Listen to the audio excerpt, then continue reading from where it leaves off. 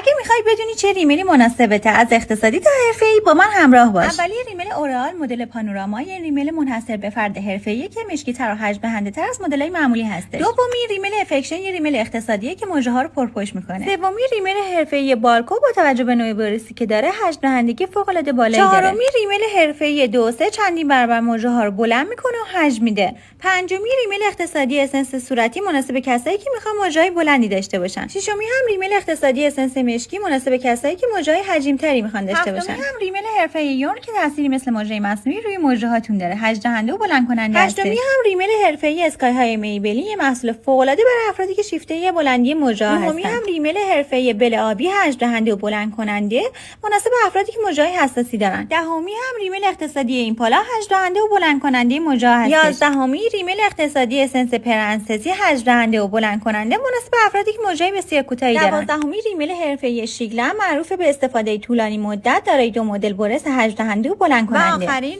ریمیل حرفه‌ای بل مشی، ضخامت تر مژه افزایش میده، حجم دهنده و بلند کننده هستش.